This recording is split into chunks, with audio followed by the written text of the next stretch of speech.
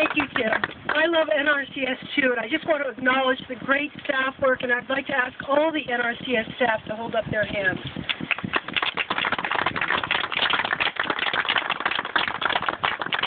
You know, I was listening to this amplifier do the thump, thump, thump. And I like to think that it's another way that the river is speaking to us, a healthy heartbeat today. So, looking at the bright side of this.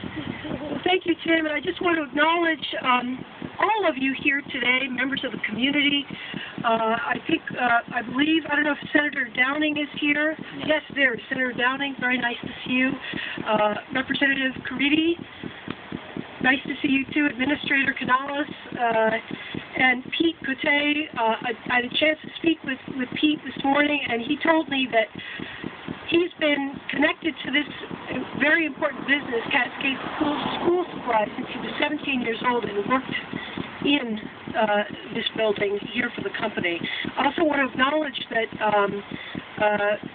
Mark and James Beloy are here as well. Their grandfather founded the company, and so here we have a multi-generational presence here at the river, and then so many of you who have grown up in Clarksburg or near Clarksburg who have relatives here today. It's just really inspiring to be here today for this celebration, and I have to say, yeah, I've traveled far and wide, and I'm really lucky in this job. I have a chance to visit the work that NRCS is doing with private landowners across the country, but I cannot imagine a place I would rather be than right here in Clarksburg next to this river on this gorgeous, gorgeous spring day. And this is truly a day for celebration. We are celebrating the restoration of 30 miles of the North Hoosick River, which has been integral to this region's history. We're celebrating the start of National Rivers Month. June is National Rivers Month, and it gives us an opportunity to spotlight all of the benefits that healthy rivers bring to Americans in this country. Great recreational opportunities, clean water, wonderful habitat, and just a really important place for us to come and connect with nature, which is so important to our mental and physical health.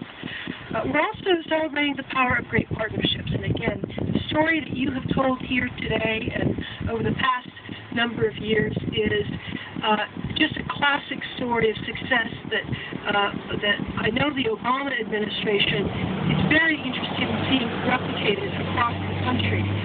Today, you are celebrating the literal breaking down of a barrier that I think is going to usher in a really healthy and important next generation for Berkshire County and Clarksburg. You know, I think it's noteworthy that such an important coalition of folks have come together, and that, you know, frankly, the economic impact of this project was important. I understand that Cascade School Supplies was concerned about the cost of having to restore this dam, and in fact, potentially 150 jobs were on the line. And I think this is a good example of how working together to protect the resource, you can also protect, literally, in this case directly, a number of jobs in communities across the country, and of course all the recreational opportunities that will be generated for the community through the fishing and additional hiking and enjoyment of a healthier river here. And I have to say that USDA's Natural Resource Conservation Service was extremely proud to invest close to $400,000 in this project. I know it's the kind of thing that NRCS staff lives to do, and I think it was an exciting day for the NRCS Massachusetts. You know, I talk about the story that's important here and the Obama administration's commitment. And nothing, I think, exemplifies this more than President Obama's charge to his administration under his America's Great Outdoors Initiative. Back in April of 2009, the President brought together over 500 leaders from across the country. These were conservation leaders, business leaders, private landowners, tribes, representatives of America's youth, just university professors, just a broad array of individuals, and it was the largest assemblage of this kind since Teddy Roosevelt brought together individuals at the beginning of the last century. And As a result of this initial meeting in Washington, D.C., the President then charged his administration to go out and hold listening sessions all across the country, including some up here in New England.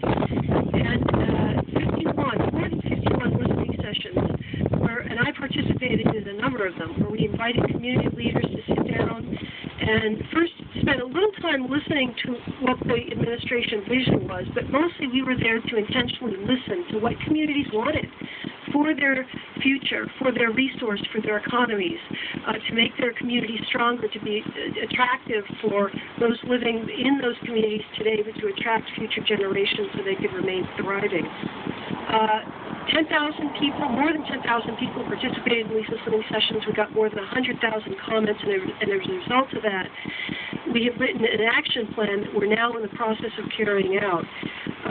But obviously some of the work that is represented here today was part of that intentional approach to conservation.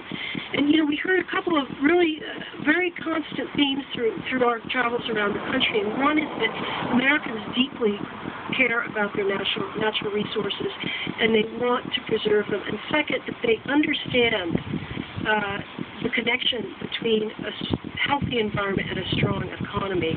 And they also recognize the great need to reconnect many Americans with the great outdoors. And this is particularly true of our youth. There have been some studies recently that suggest that kids spend an average of 7 hours a day connected to the digital world. And those are 7 hours a day they're not outside playing. And this has very serious implications for kids' health. It certainly speaks to some of the problems we're having with childhood obesity. And there's some suggestion that by not getting outside and exercising and reconnecting with natural areas, that it has some influence on their scholastic performance as well. So part of the America's Great Outdoors Initiative is linked into First Lady Michelle Obama's Lead Moving Initiative. And she definitely talks about America's Great Outdoors when she goes out to communities. I would also say that sometimes she also dances at these events. The good news for you here today is the administration does not require us to dance at these events, something you would not want to see. But in any event, and I think that this model for America's Great Outdoors, really important piece of it is that the federal government recognizes that you all, people closest to the resource, the communities across the country, who understand their resource needs and who understand and who have a vision for what their communities want, they're the ones who need to be in charge of developing the path for the future, the plan for the future. And so the federal government is interested in listening to those great ideas and challenging communities to come together just as you have, to leverage your own resources, to demonstrate that you are committed to making a difference. And then we want to be receptive to those great ideas and very intentionally target our resources and collaborate at the federal level. And I'm glad that the Fish and Wildlife Service was here today. I know the Army Corps of Engineers is working downstream to develop access points. We want to work together as a federal family to target our resources, to make it easier for you all to tap into these resources to realize your dreams.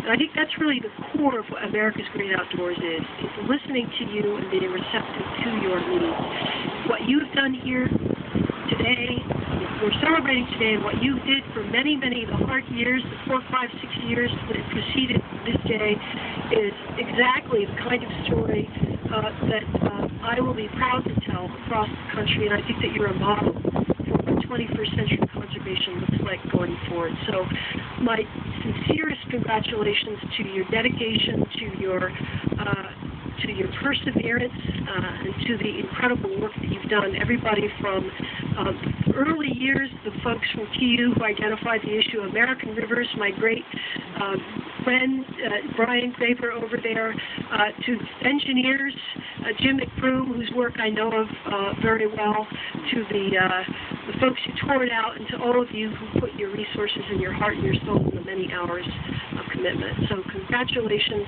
And I hope that for years to come, you can come here and fish or just sit and enjoy this wonderful space to this company here. Thank you very much. And I can't wait to come back in about a year to see what it's like.